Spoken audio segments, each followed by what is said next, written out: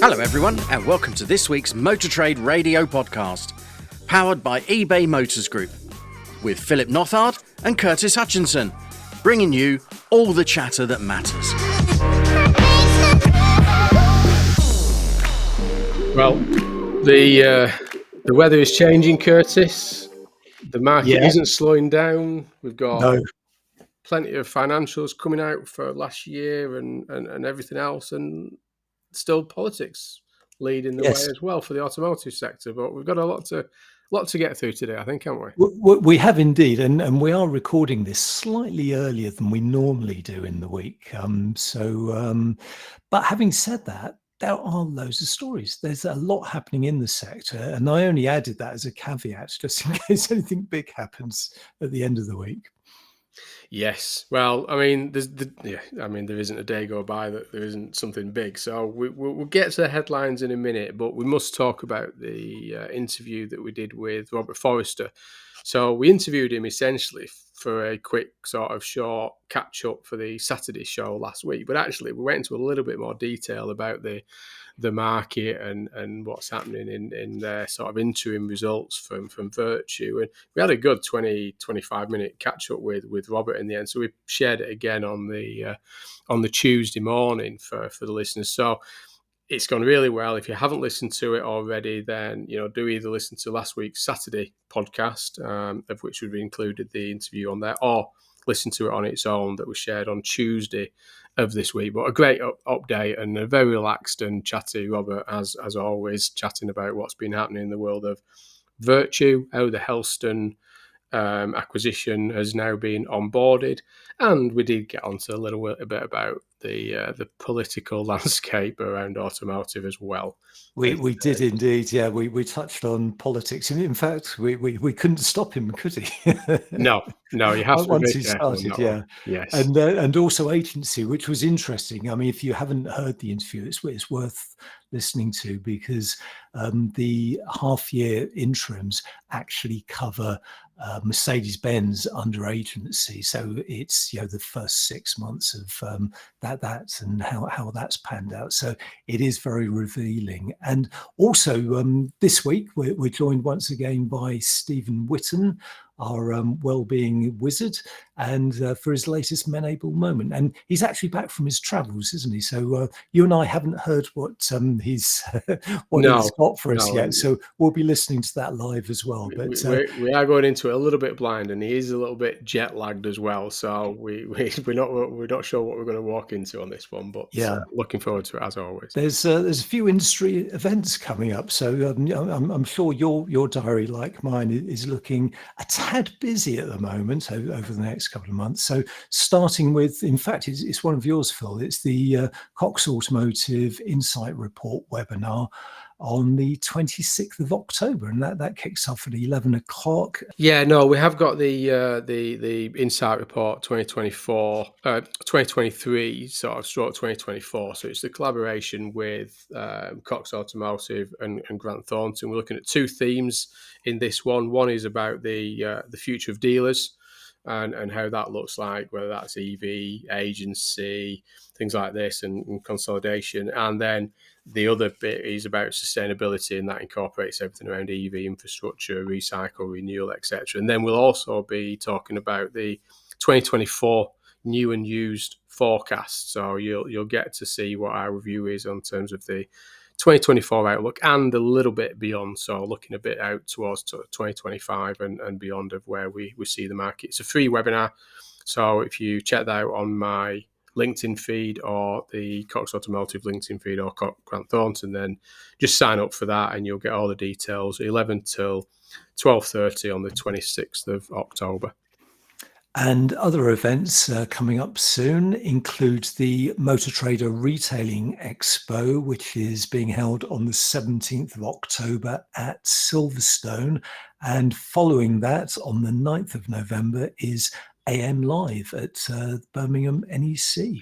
Yeah, we've got our table booked because there seems to be a lot of coffee catch-ups being arranged. I'm not sure who's going to go and see the exhibitors on the day because everybody looks like they're having a well overdue face-to-face in-person coffee and a catch-up with everybody, don't they? I think we just need a big table and lots of coffee by the looks of it, don't we? I've already reserved a table in the coffee lounge there because I figure have a scoot around the exhibition, which is always worth going to, always worth looking at, and then plonking myself in the that little cafe opposite, and so let the world come to me. Yes. Maybe this time we can get me, you, and Stephen Yeah. together. I know we kind of all saw each other independently, but I think Yes. maybe this time we'll all three of us try and get a selfie together Yeah, on the definitely. 9th of November there. That's a challenge that I think we're all Yes.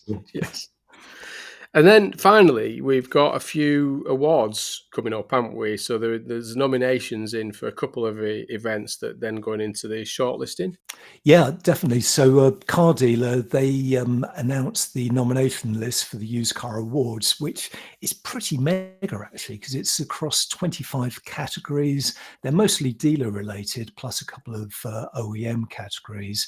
But what happens now is, so the companies have been nominated, and then the businesses will be mystery shopped by Car Dealers judges and then shortlisted. So that shortlist will be announced later in the month, ahead of the awards night on the 27th of November in London.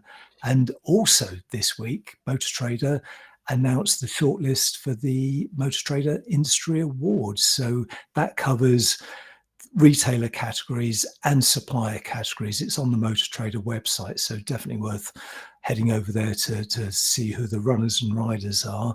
And the awards themselves take place on the 22nd of November at Grosvenor House in London. Motor Trade Radio podcast, powered by eBay Motors Group. Headlines this week are from AM, Car Dealer, and the Financial Times, and Auto Retail Agenda. Starting with franchise dealers' satisfaction dips to pre-COVID levels in latest NFDA dealer attitude survey as agency and dipping profitability following improved supply come into play. Just when you thought the ICE ban had been kicked back to 2035 comes news that Labour will reinstate the 2030 deadline if they win the next election. Car dealers' salary growth declines after record payments in 2022, reports BDO.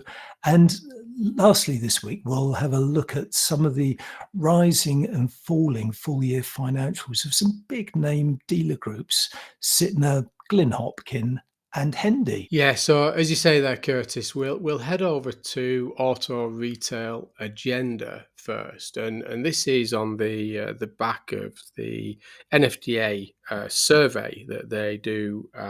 Is it annually? I think it is annually. It's twice a year, into the dealer attitude survey, and saying that there's been a sharp drop in the latest survey results.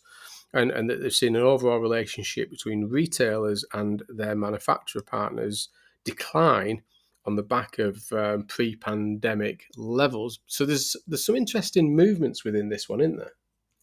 There is, yeah, because going back to what we were saying about agency agreements, they become a factor in this survey, and also a fall in profitability due to, it's ironic, isn't it? We get better supply, networks are restructured, but that all has an impact on profitability, and this is affecting the score. And certainly when we used to cover this on Motor Trader, the question that everyone focuses in on is the average score of how the retailer rates the franchise that they represent, and that average score dropped to 5.8 for this survey from 6.5 out of 10 just 6 months ago. So the last time the average score was this low was back in 2019. So we're talking about pre-COVID, and had actually been pretty flat, since then.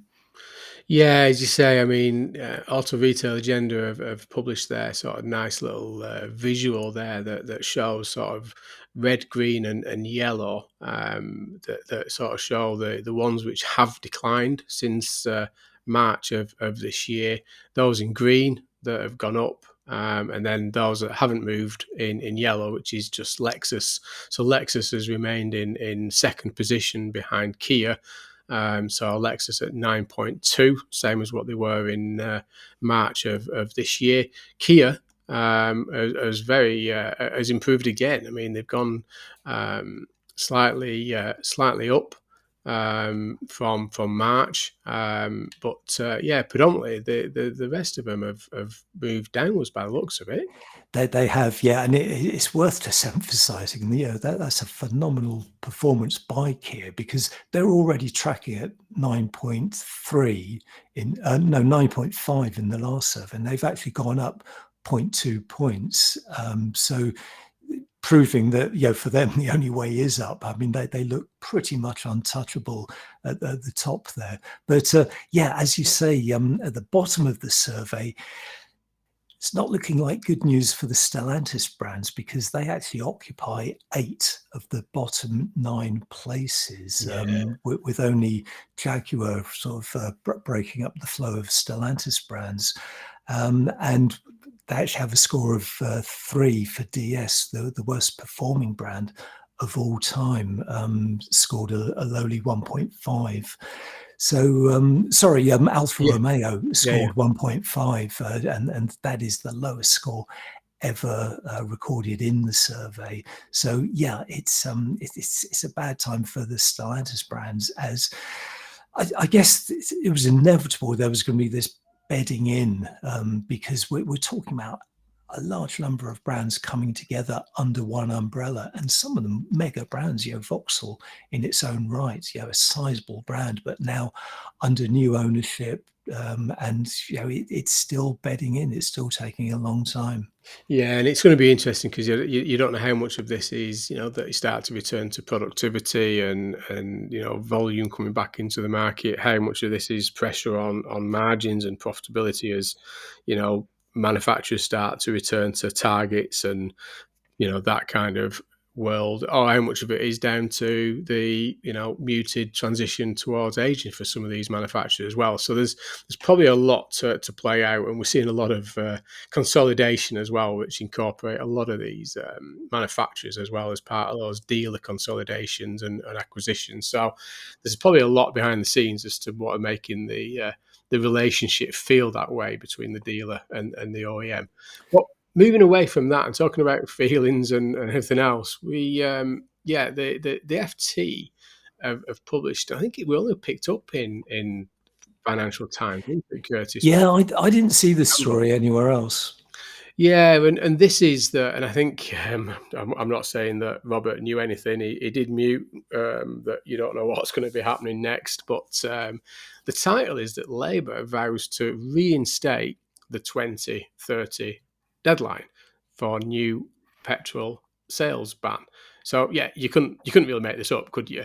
That they're saying that the shadow business secretary says party will set targets for local authorities to roll out EV charging points as well on the back of it. So there's still a lot playing out on this 2030, 2035 move, aren't there, in terms of the political game taking place? Yeah, definitely. And this particular story is based on an interview that the FT did with the Shadow Business Secretary, Jonathan Reynolds. And he makes it quite clear that Labour's plan would be to reinstate that 2030 ban, and introducing incentives for local authorities to not just incentives, but targets for local authorities to hit that rollout of charging points. It's worth looking at the FT, because it is a fairly detailed interview, and he does actually make the point that moving the ban back to 2030 actually has the support of the industry, because he said that the SMMT makes it absolutely clear that 2030 is the date they were looking at and were very much focused on, as indeed were the OEMs. So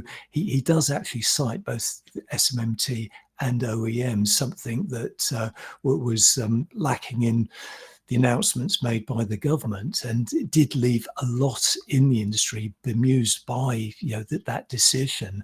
And he also points out about the way that the rules and regs that have been introduced will actually see a greater emphasis on new EVs being sold rather than nice vehicles anyway. Yes. So that is a major factor in this decision. Yeah, I think that's the whole debate, isn't it? And that's what we talked about with Robert, and he's been talking about on the back and others, that the ZEV mandate, the 22% for next year, 80% for 2030, actually drive the move anyway, irrelevant of whether it's 2030 or 2035. So by the time you get to 2030, the choice of non-EV vehicles is going to be a minority, and the OEMs are shifting quicker than the 2030 deadline already anyway. So everything is in place to move. So it does make sense just to stick at the 2030 and carry on, and not confuse the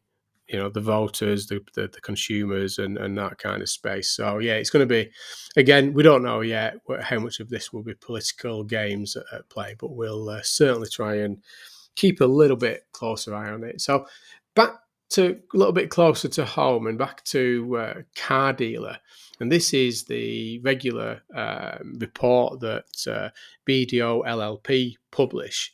And this is their report on motor salary survey. So car dealers' salary growth declines after record payments of 2022, saying that car dealer group salaries have gone up by 7% on average over the last 12 months. That's broadly in line with UK average, but down on 2022's record figure, and says that parts, service, and admin departments saw the biggest increases. So it's always quite an interesting one for the sector to read this when it does get published. It is, yeah, and it's worth adding that the figures don't include management positions, and as you say, parts, service, and administration departments enjoyed the biggest increases at between 8 and 9%, while vehicle departments saw a lower increase of 4%, followed by a 14% rise the previous year.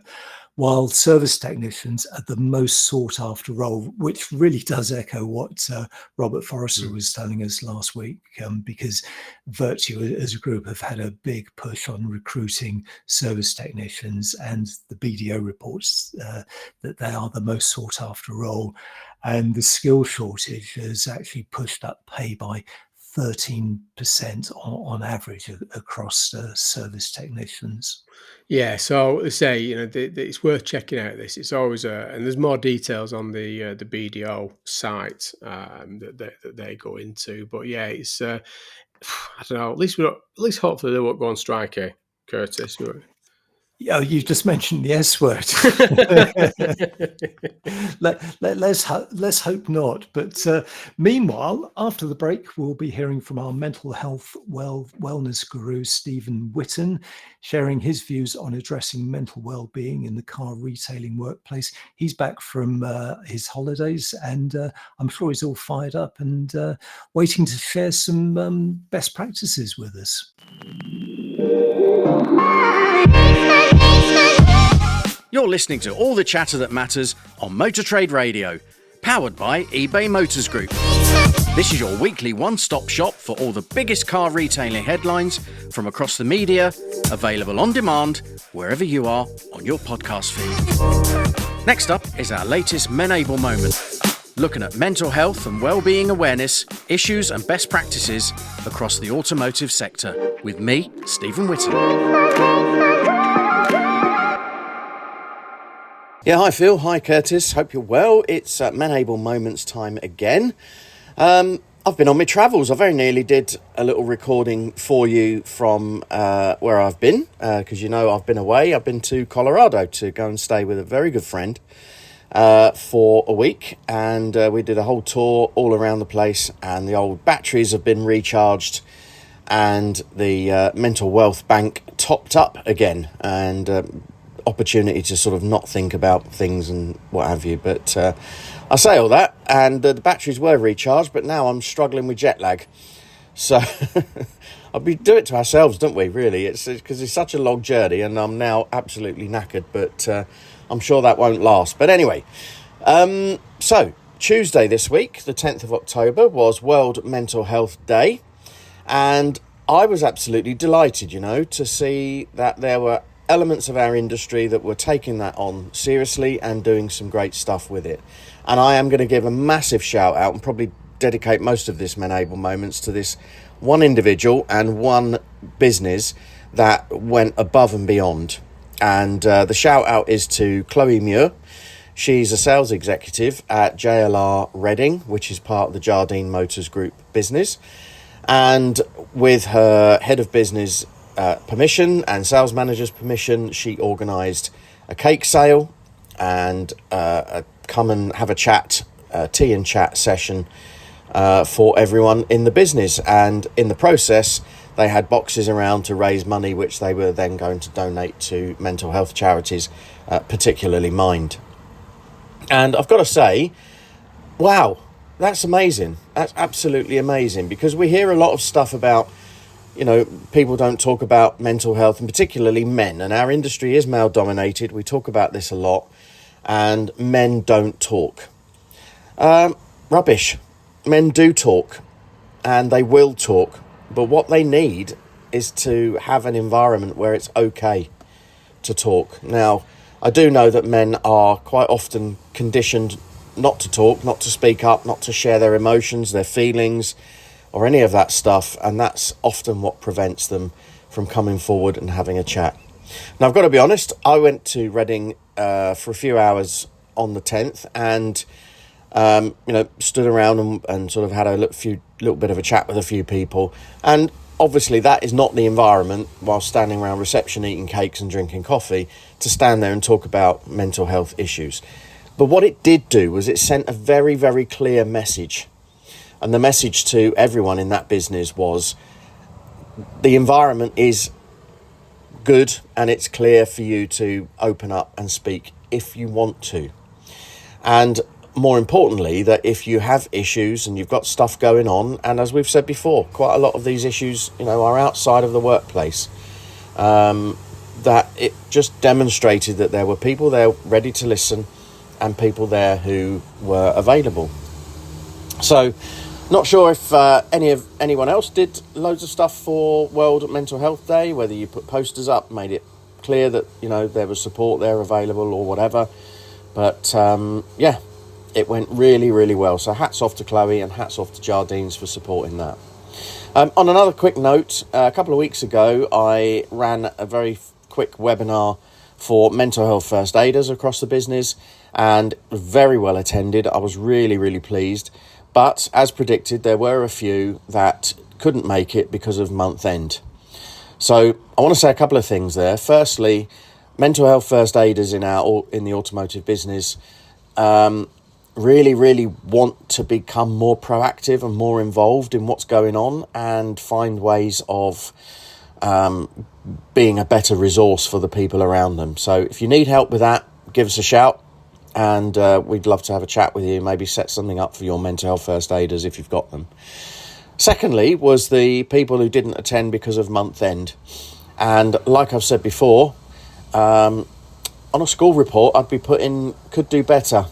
And the reason I'd say that is because, again, the whole month end issue comes to rear its head. And when that gets in the way of something as important as being a mental health first aider, I think we really do need to stop and have a look at what's going on there. So anyway, that's a tiny little bit of a rant on what has been a very positive week in getting the word out there on the whole mental health thing. So I hope most of that was coherent, conscious that my body now thinks it's sometime in November, so I don't know what's going on. But anyway, have a great weekend, top up the mental wealth and mental health, and keep going, and we will catch up soon. Take care. Well, let's hope he's caught up on some sleep since recording that, eh? Yes, yeah. I do feel for him because he's straight back and done it. I think he'd have been better recording it whilst he was over in the States there, US. But no, I mean, thank again. Some definite selling points there, and well done to everybody that got involved with Mental Health Day, and raised lots of money for lots of charities that help both the automotive industry and other industries around mental health and mental wealth. So congratulations. Definitely. And if you'd like to get in touch with Stephen or learn a bit more about Menable and how Menable can help your business, then you can contact him at stephen.witten@menable.org, and that's Stephen with a PH, or head over to the Menable website, which is menable.org. He's also on LinkedIn, and he's very prolific on LinkedIn. So do search him out on LinkedIn, follow him, and start having a conversation. Definitely. So we're just going to go through some financials now in the second half of the podcast. So heading over to Motor Trader first, and this is Sytner profits hit 178.9 million as revenue surged 18% to 6.8 billion. So this is saying that Sytner Supermarket. Sytner Group, sorry. I talk about Sytner Supermarkets quite a lot. But, Sytner Group turned in its strong performance in 2022 with a pre-tax profit of 178.9 million compared to 178.1 in the prior year, on a turnover being up 17.9% to 6.8 billion. Some big numbers there, Curtis, on that one, but a great performance no matter what. Yeah, no, definitely. And I know Sytner's CEO, Darren Edwards, listens into the podcast, so he will be particularly pleased with these figures. Worth looking at operating profit for the year, because that increased to £198 million from 187.4 million in 2021. And it's worth just reiterating, this is for the year ended December 2022. And so this, the increase in operating profit is despite high inflation and also a £6.5 million increase in energy costs over that period. And also worth just highlighting, the size and scale of Sytner, because it has around 140 sites across the UK, including, in addition to the 20 car shop sites. So, that really is, in terms of scale, it's a big business. And as you said, big figures. Yeah, and they do make a comment here that Sytner said that the switch to agency by Mercedes-Benz has gone well. Mercedes, a brand well down the line with the agency model, and saying that under an agency model, the company will not hold new vehicle stock. There is no structural operational impact on other areas of the business, and saying that transfer of systems and development of revised methods of working have been implemented. So we kind of touched on that a little bit with Robert, didn't we, about Mercedes and agency, but going Sytner's, it's going well and things are moving forward. So we'll see a lot more from them this year. And going over to car dealer now and moving across to Hendy. So Hendy Group books improved pre-tax profit despite turbulent economic and political conditions, saying that Hendy posts financial results for their year ending December 31st, 2022, and that the firm saw a rise in pre-tax profit, turnover and EBITDA during that year, and that bosses hit out at changing governments and national economic policies, which made it tough period for them. So, still a great performance by these guys. It is, because the figure represents a 15% increase on 2021, when the business made £17.5 million, and also COVID hit 2020 when it made just over £1 million. So, it's a move in the right direction. This is all based on the company's house report that Car Dealer have looked at.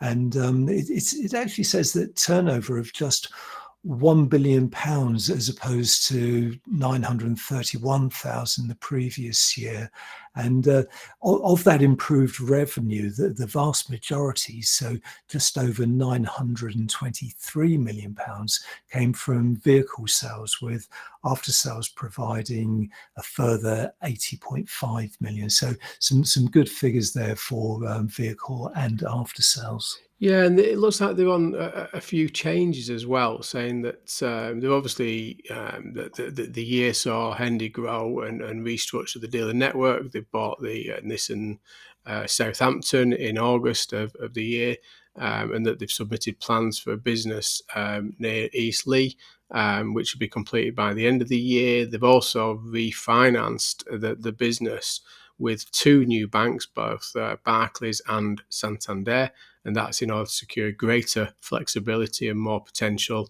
funding for future strategic plans, and that the board's also been given the green light to converting its existing Crawley site into a state-of-the-art Nissan franchise. So looks like they're doing quite a bit of stuff at Hendy's in the years ahead, and obviously on the back of some restructuring there.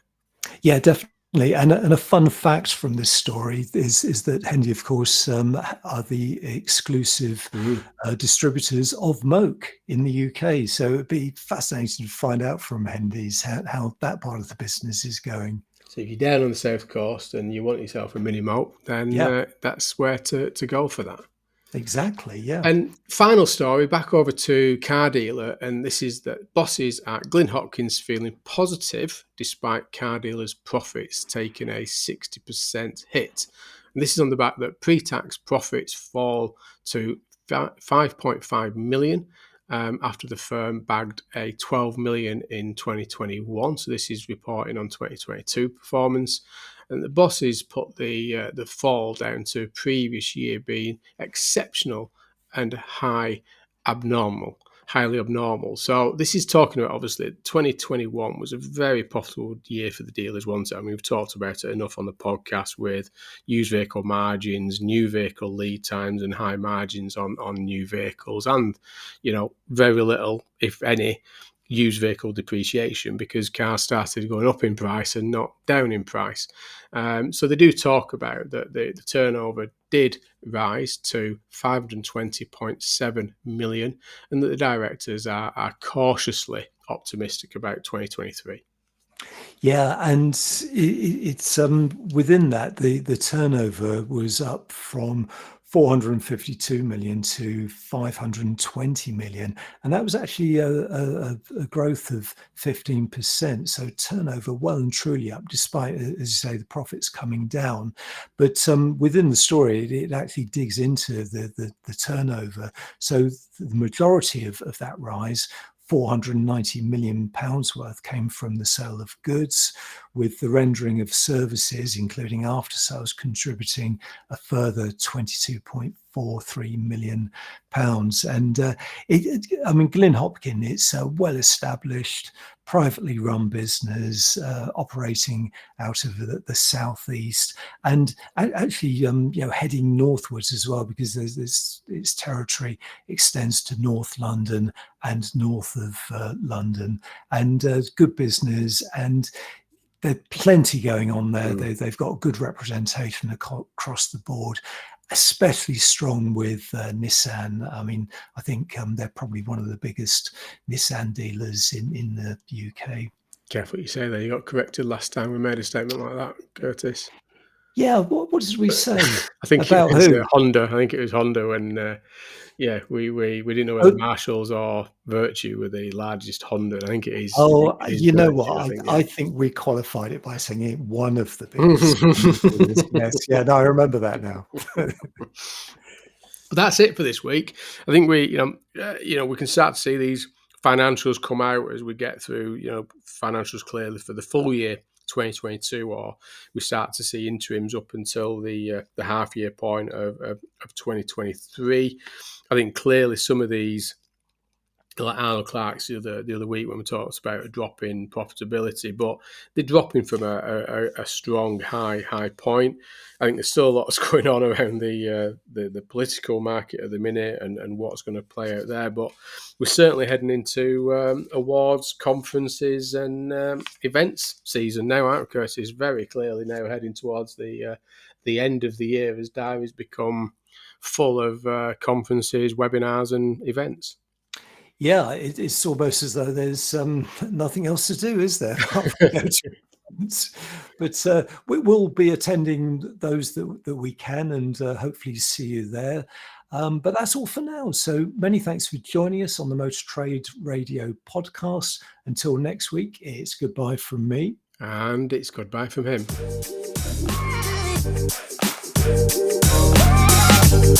You've been listening to Motor Trade Radio Podcast, powered by eBay Motors Group. We'll be sharing all the links from this week's headlines on Monday morning. So to make sure you receive them, just subscribe to the free newsletter on our LinkedIn page. Just search Motor Trade Radio Podcast.